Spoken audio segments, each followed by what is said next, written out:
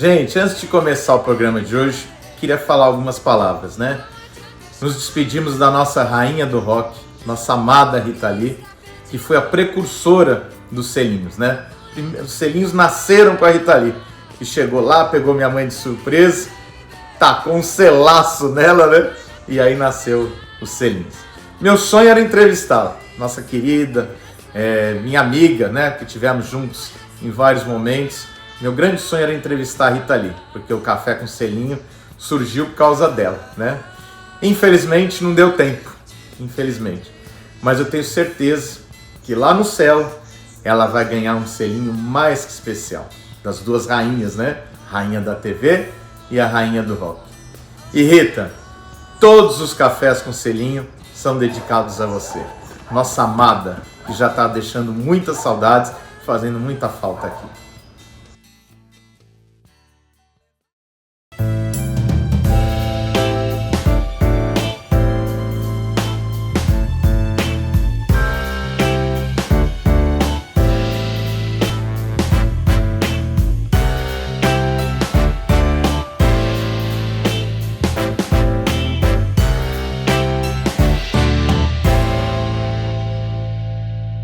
Estamos começando mais um Café com Selinho aqui nos estúdios da Casa Leão, da nossa parceiríssima Lídia Sayeg. E hoje eu estou muito feliz, estou recebendo a Cris Padiglione, minha querida. Que bom, viu, Cris, ter você aqui. Pô, eu que agradeço, uma honra, uma honra. Oh, toda nossa. E toda abençoada nossa. Aqui por essa você maravilha. Viu que linda a foto, né? Gente, essa foto é maravilhosa, porque você escuta a gargalhada dela. Não é? É verdade. Parece que ela tá tocando na gente, né, Cris? Sim, ai, que delícia isso, né? É muita referência. Não é? Demais. É bom demais.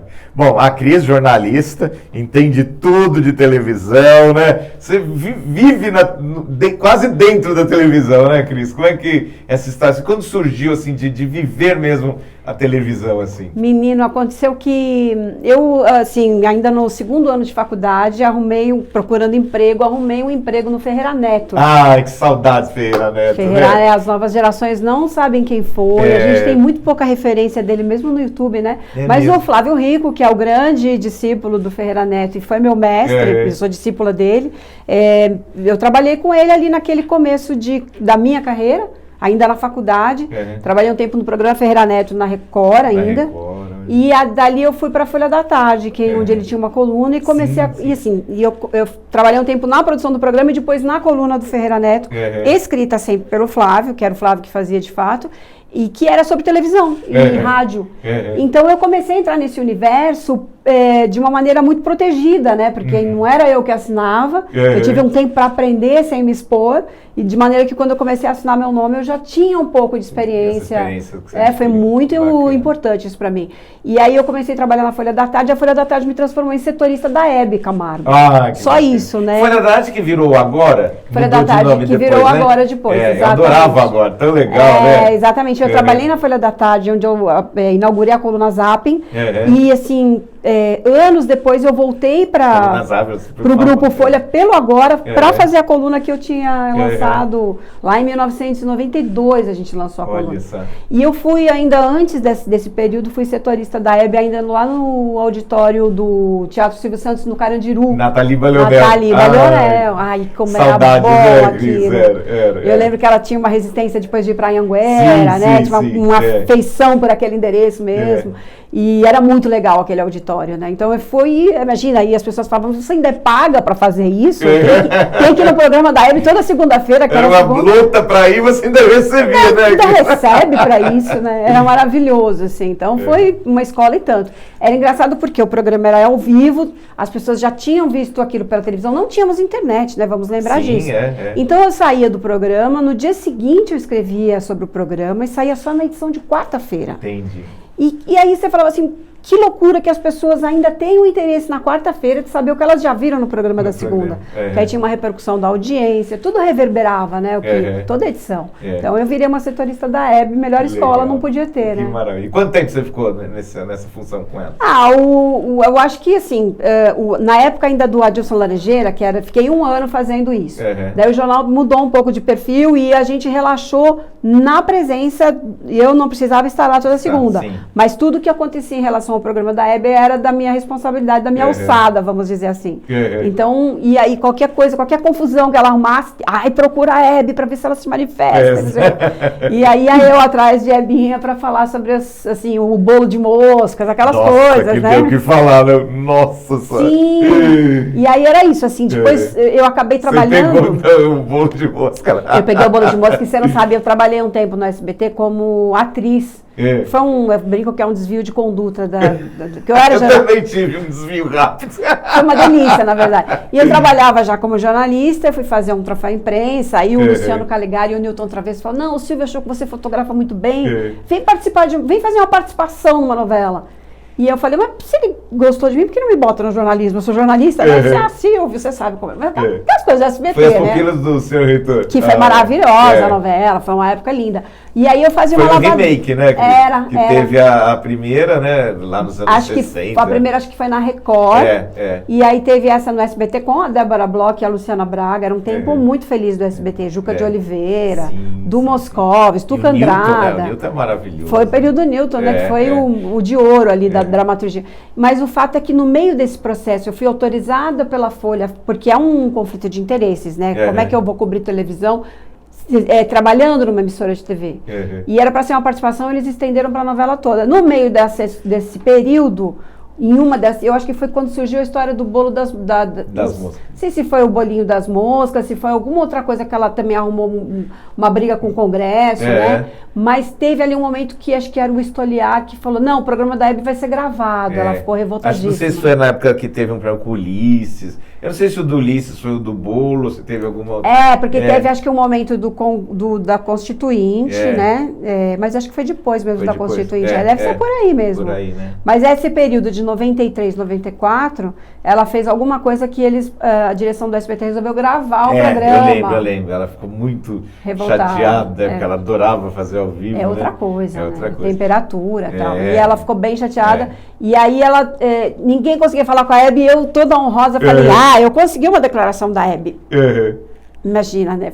Não houve nominalmente uma bronca da direção do SBT comigo, mas houve um estranhamento do tipo, mas quem é esta pessoa que está aqui trabalhando nesta emissora e ainda vai ouvir a Hebe falando mal da gente? E foi uma saia justa boa ali, muito legal. Assim. Mas você sabe, voltando um pouquinho aos pupilos do senhor reitor e ao Newton, que nós estivemos almoçando lá com o Elinho e do estúdio ali, e aí ele passou uma entrevista, um pedacinho do Newton Travesso, e aí nós começamos a relembrar assim, trechos do programa da Record. Eu não assistia porque tinha 2, 3 anos de idade.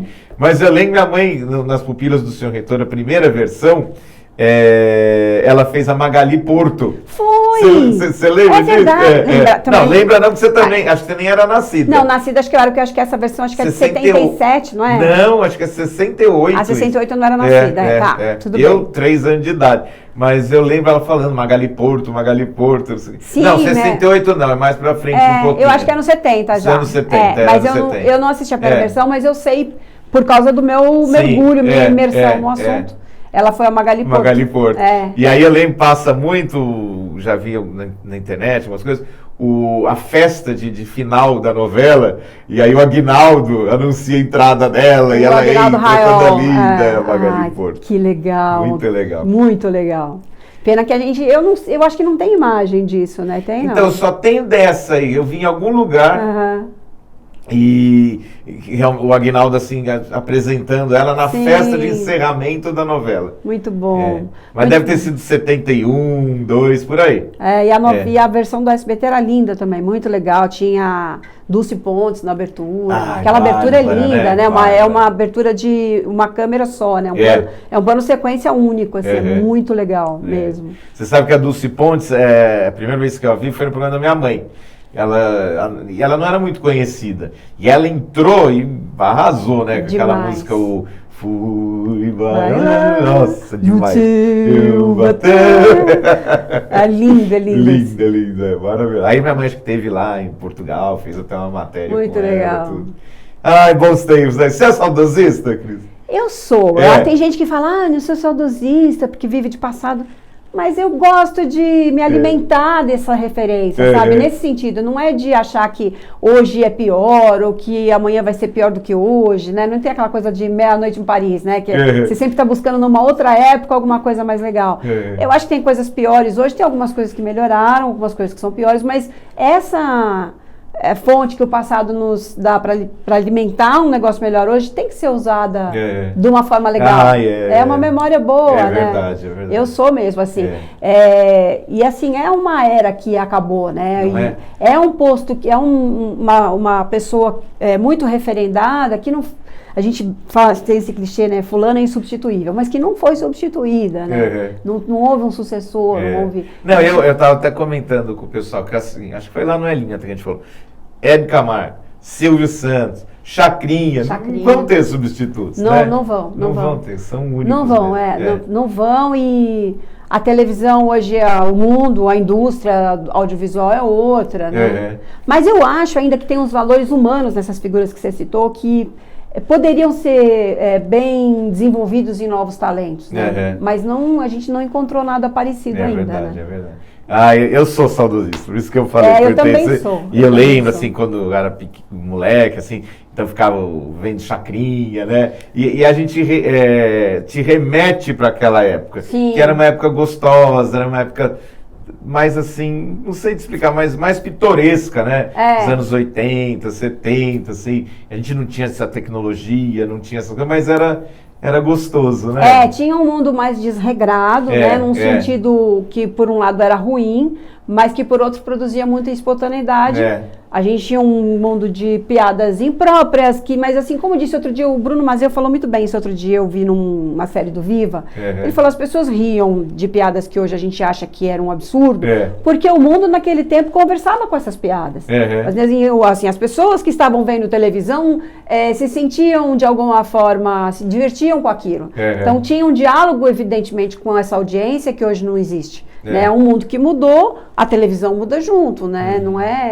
Não é um reflexo e nem se impõe de uma outra forma, mas tem que ter uma conexão, né? E aí fazia sentido muita coisa para aquele público que hoje não faz. Hoje não faz, é verdade. Né? E hoje em dia, o que você está focada? Como você vê a televisão de hoje? Qual a sua opinião sobre isso? Eu vejo com saudosismo. Não tem como, né, Cris? Não tem como. Eu vejo com um pouco de saudosismo, sim, porque é isso, assim, eu acho que a tecnologia matou um pouco a espontaneidade, né? Então, você pode ter, por exemplo, o legal é você ter um apresentador, um comunicador que tenha liberdade para fugir do teleprompter, né? Ou que saiba fazer do teleprompter só um apoio, não uma coisa mecânica. Então, tem algumas figuras que se destacam assim, tipo, eu acho que o Marcos Mion é um cara que sai fora de tudo, que tem uma identidade muito dele, que não tenta imitar ninguém, que traz uma nova linguagem, né? Então, eu, por exemplo, assim, se você me perguntar de todos eles, eu olho para esse cara como uma pessoa que está fazendo dele, ele não está tentando imitar ninguém, assim. Mas é em muitos, né? A MTV, de onde ele veio, criou várias pessoas, era legal, né? Tinha o Zeca Camargo, que... Pô, se você pensar, a MTV era uma emissora de nicho que ditou tendências para TV de massa, né? Verdade. Então tinha muita gente legal que saiu dali. O Adnet é um cara que tem que ser mais bem aproveitado. Você vê, o Adnet, as pessoas falam assim, mas não tem mais um programa de humor de linha de shows, assim, tem só a Praça é Nossa, a Globo tá sem nada há 3, 4 anos, sei lá. E aí você diz, não, mas não existe mais um Jô, que também é outro que é Chico, Anísio, Jô Soares. Nada que possa suceder, que possa ser substituível, né, naquele sentido. Mas um Adnet hoje é tão mal aproveitado, né? Eu falo, o que está fazendo? Por que ele entra só na Copa, né? Porque as pessoas estão muito receosas também, o departamento jurídico tem muito trabalho hoje. Porque você não pode falar nada, não pode brincar com nada, não sei o que. Um ano de eleição em que a gente não podia ter um programa de humor, né? O que era isso, né? Então...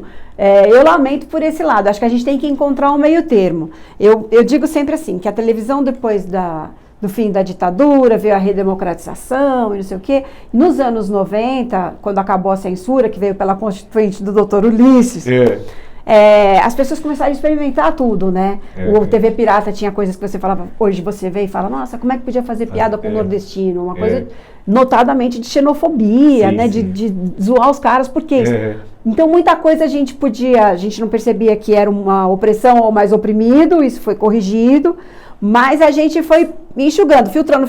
Chegou uma hora que esse filtro deu uma sufocada. Eu espero que no momento em que a gente puder ajustar essas coisas, sem cancelamento, sem essa coisa tão radical, que a gente possa saber rir do que é possível rir, sem ficar preocupado em cometer excessos. Isso só vai acontecer na hora que a gente corrigir realmente os erros históricos, enfim, de segregação, tem um monte de coisa aí, né? Mas tem um meio termo, sabe? É nisso que eu aposto, assim, que não precisa ser nem 8, nem 8 mil.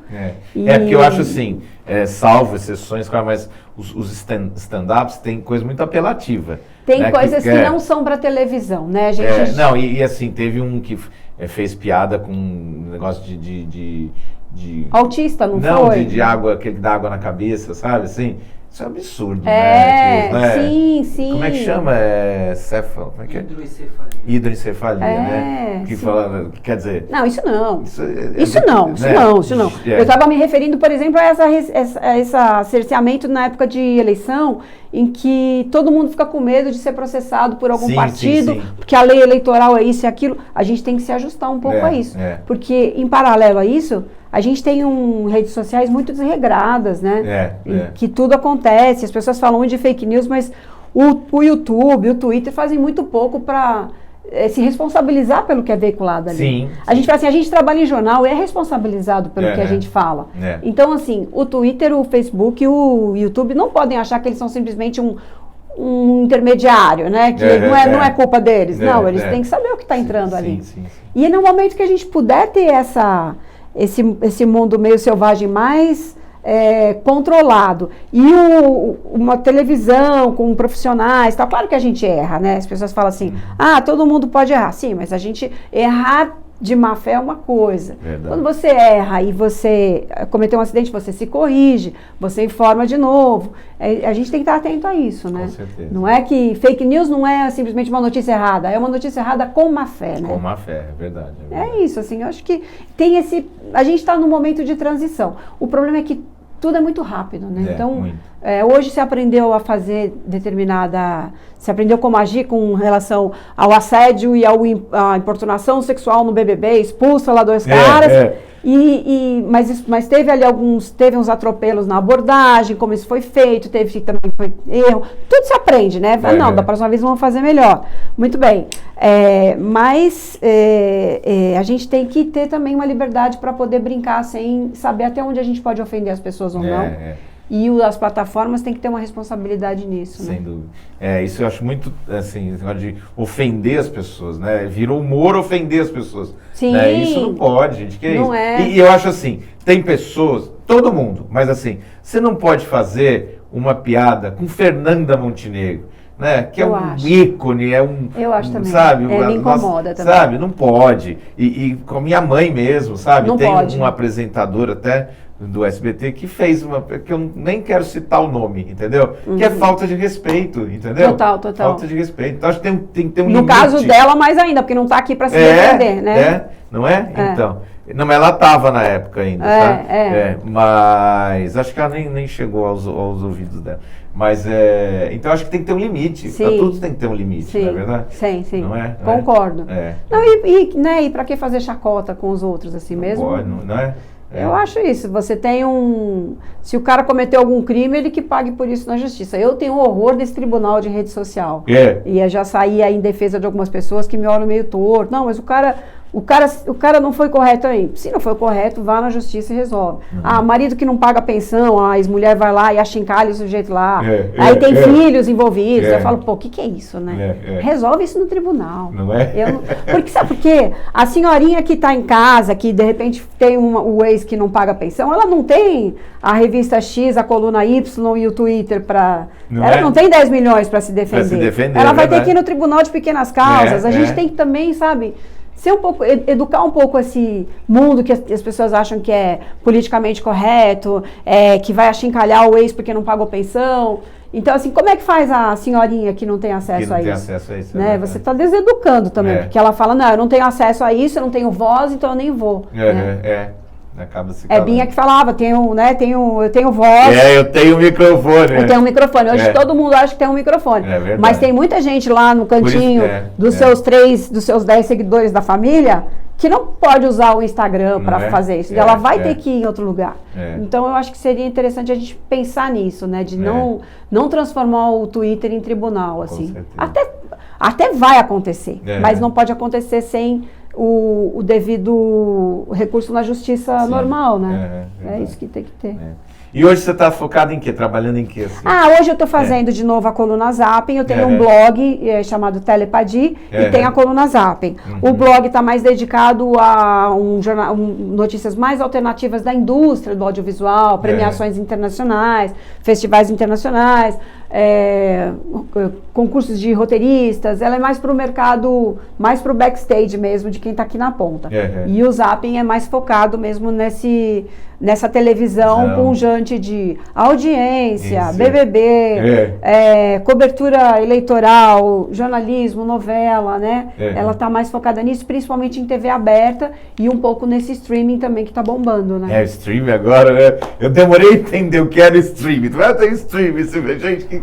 Aí... Então, e você sabe que eu acho que quem trabalha nisso, como eu, assim, eu tenho uma bolha de colegas que cobrem isso, que acha que streaming, fala em streaming, assim, gente, eu falo, minha mãe não sabe o que é streaming. Que é streaming, né? A gente tem que... Eu fico meio chocada, gente, às vezes que eu acho que tá super conectada e bem informada, eu falo, mas como é que eu assisto a novela Todas as Flores? A que hora passa? Eu falo, não passa a que horas, na hora que você ligar vai estar lá. A pessoa ainda não tem muita gente ainda que não convive com isso. Com isso, né? Muitos, né, décadas muita modernidade, né? Muita modernidade. Décadas de um comportamento de televisão em tempo real. Sim. A gente está numa bolha que não tem noção, mas muita gente não sabe ainda como é que faz isso. E eu sou da época que virava os canais, assim, tec. Você tinha que levantar do sofá para ir lá mudar de canal. Quando chegou o controle remoto, nossa! Foi uma revolução. Uma maravilha, né? Uma maravilha. E agora tem... Minha mãe chamava plec. Pega o plec, ele pega o plec. Maravilhoso. Não, e agora tem controle agora que você... tá tudo na mesma tela. Você pode mudar da TV aberta para Netflix em um segundo, né? Porque antes era assim, tem 4 controles. Eu não sei qual é da TV, qual é, né? Qual é o da operadora, qual é o do televisor, qual é agora o do streaming, né? É uma loucura. É uma loucura mesmo. Nossa. Tem gente que precisa ligar pro filho, qual que eu pego mesmo para procurar aqui o canal Viva, né? Assim. As opções de canais era o canal 2, que era Cultura, 4, 5, 7, 11, 13. Aí entrou o 9, que era a Manchete, chegou o 9, lembra? Lógico, sou dessa. Canal 9 da Manchete. Era isso mesmo, a gente passou um tempo depois ainda quando veio a operadora dizendo assim, põe no canal 5. Canal 5. Hoje tinha o show do dia 7, né? Show do dia 7. Record, né? A Record marcava bem esse número. Canal 7, né? Show do dia 7, muito legal. Que tem um número cabalístico e tal, aquela coisa toda, né? Muito legal também. E o 4 era Tupi ou era 3? 4 era Tupi. Era 4, 4 era Tupi, 2 era Cultura, né? Daí entrou o Silvio no 4 pelo SBT, TVS. Era TVS, depois SBT. E entrou, acho que a concessão da Excelsior foi dada para o Bloco, para a TV Manchete. Para Manchete, né? Olha só. Era isso mesmo. E o chuvisco, né? Tinha televisão, tinha Bombril. Na antena. Não pode falar agora, palha de aço, gente. Desculpa. É verdade. A palha de aço que paga aqui um dinheiro que eu não vou ficar falando. E quando chegava assim meia-noite, estamos encerrando nossas atividades de hoje. Voltaremos amanhã a partir das 6. Aí a televisão ficava... Sim, às vezes você acordava com o Thiago. Ai, gente, a gente contando isso aqui, nós estamos parecendo uns dinossauros. Mas eu tive uma diarista, senhorinha, que falava isso. Eu assisto televisão, chego na minha casa, ligo a televisão e ela fica, e eu assisto, ela gostava de Globo. Eu assisto a Globo, só vou dormir na hora que eles mandam. Ela fala, olha isso. Eu só vou dormir. E aí veio aquele filme Poltergeist, que era quando a televisão ficava um chuvisco, que o espírito vinha e puxou a menina, olha só. Que hoje é o Stranger Things, né? Quem que tem mais esse negócio? Os filmes do Harry Potter, né? Cada vez que aparece o bruxo, a luz começa a... muito bom, né, Cris? Muito bom. Deixa eu falar um pouquinho dos nossos parceiros. Quero falar da Lux Color, a tinta da pintura inteligente. As meninas sempre foram parceiras da minha mãe. Que bom. Tinha uma admiração ali mútua, sabe? Muito bacana. E estão com a gente desde o programa 1. Então é sempre É um prazer muito grande falar da Lux Color, que inclusive quero mandar um grande beijo lá e agradecer que eles mandaram as tintas para pintar o teatro lá do Eduardo Martini, Teatro União Cultural, né? Teatro União Cultural, então a Lux Color também apoiando a cultura. O Eduardo ficou felicíssimo, né? Felicíssimo. O Eduardo é fantástico, é demais, né? é um querido. A Neide Boa Sorte é Sim, impagável. Minha mãe amava aquele jornal que fazia. E não para, né? Tá sempre inventando uma coisa nova. Muito legal mesmo. Muito bom esse apoio à cultura que é necessário, né? Sim, com certeza. E para mim é uma satisfação ver o Marcelo falando, eu vejo a Ebinha. Que bom. O jeito, assim, olha, sorriso, o maxilar aqui, né? A mordida dele, igualzinho. Ela ficava brava. Eu não falo assim, ela falava, que imitava assim, né? Sim. Você lembra do Geraldo Reis, não era? Que era um comediante? Não, eu sei quem é Geraldo Reis, mas eu não lembro dele. Ele imitava ela, sabe? Ela ficava brava, eu não falo assim. Maravilhoso. E tinha uma coisa ótima da Hebe também, quando eu participava do Troféu Imprensa, as pessoas falavam, não, a Hebe é ó concurso, então eu vou votar em não sei quem. E ela dizia assim, não tem ó concurso nenhum, eu gosto de ganhar prêmio. Ela ficava triste quando não dava alguma coisa assim. Sim. Uma vez ela ficou possessa, porque botaram junto apresentador e apresentadora. Né? Ela falou, não pode, são duas categorias diferentes. Sim, Silvio regulando o troféu, né? Você participou de muitas edições? Participei de várias. Várias, né? Bacana. Muito legal. É uma delícia aquilo, né? É um circo delicioso. E o Silvio, no ano passado ainda gravamos, agora em 2000, passou pandemia, ele passou um tempo afastado, gravou alguns programas, voltou e voltou para gravar o Troféu Imprensa, já com seus 90, né? É impressionante, assim, impressionante. Coisa, ele não? fica tipo 3 horas no palco, direto, não para nos intervalos, assim. Aí o pessoal fala, dá tempo de ir no banheiro? E aí a produção fala, não. E ele fala, quando quiser, em 1 minuto, assim, ele já tá lá, assim. É o amor, né? Faz aquilo com a alma, né? Minha mãe sempre falou assim, eu quero morrer no palco, né? Ela não morreu no palco, mas estava foi atuante, quase isso, né? Eu realmente acho que Hebe e Silvio se confundem. Minha mãe sempre falou, minha história se confunde com a história da TV. Se confunde mesmo. Não é? Sim. Ali, realmente. Sim, você falou muito no Newton, né? E aquele começo na Record tinha muita coisa para ser contada ali. Bárbaro, viu? Olha. Pois é. Bárbaro, olha. É bárbaro, gente. Ela falava. Você sabe que o SBT Interior fez um documentário, a Larissa, em homenagem a ela, né? E passou agora no dia 8 de março, no aniversário dela. Sim. Nós assistimos lá ao vivo, lá em Rio Preto. Muito legal. Foi muito emocionante. E tem um trechinho, ela recebendo o troféu imprensa, já doentinha, que foi em 2010, e o Silvio que a recebe e tudo. Mas ela realmente amava a televisão, amava o público, e acho que o público realmente era o grande energia da vida. Sim, e tem essa coisa muito legal de eles terem anunciado a volta dela ali naquele finzinho, né? É verdade. Muito bom, porque era muito a cara dela, né? O SBT. É verdade. Ela fala, tenho 3 elétricas. Gente, eu fui na estreia dela na Rede TV, eu falo uma das coisas mais incríveis que eu já vi. Porque quando as pessoas começaram a rediscutir Hebe agora, no causa de série, filme, documentário, 10 anos, né, de saudade, sempre tem algumas coisas que tentam rotular, e eu digo, não adianta querer rotular, porque era uma pessoa que hoje seria apontada como paradoxal, né? Verdade, de repente tinha uma posição política mais à direita, mas era super favorável aos direitos LGBT, sempre foi uma incentivadora dessa liberdade de comportamento, quer dizer, em Priscas Eras foi num Roda Viva defender o direito ao aborto, que mulher é essa, né? Naquela época, né? E na estreia na Rede TV, eu lembro que ela apresentou, sei lá, estava presente o Geraldo Alckmin, estava presente o José Serra, e daí ela falou, quando ela falou José Dirceu, teve um certo silêncio, e ela falou, pode aplaudir, gente. É verdade. Gente, sabe, de uma gentileza não isso, porque não era, evidentemente, o político dos sonhos dela, mas ela tem um respeito pela pessoa que está ali, entendeu? Isso era muito legal mesmo. Foi a Cris, Rafa, que a Regininha fala, você pode gostar ou não gostar de Hebe, mas jamais ficar indiferente jamais. A ela. Não é? Você que fala isso, né? Sim, Regininha sempre comenta isso com a gente. Sim, ela gosta de lembrar disso, porque eu acho que eu comentei em algum troféu, algum lugar que era isso mesmo, assim. Você pode gostar ou não gostar, mas você não sai indiferente diante de uma Hebe Camargo, esse é o valor dela. Tem todo o direito de não gostar, que é difícil também, né? Mas tem. Mas ficar indiferente jamais, né? Se não gostar, tá perdendo. Deixa eu falar também da Galpão 08, que me veste no shopping Iguatemi de São José do Rio Preto. A Cora é uma gracinha. Tinha programa no SBT, também aqueles olhos turquesas dela, maravilhosa a Cora. Então tá me vestindo aqui. Cris, infelizmente nosso tempo é curto, é que o papo foi bom, voou, sim, né? Você viu, passou meia hora já, você acredita? Nossa, não parece mesmo. E você vai ganhar o selinho da Hebe, vai colar na geladeira. Que delícia, que ela com você, delícia. Que delícia.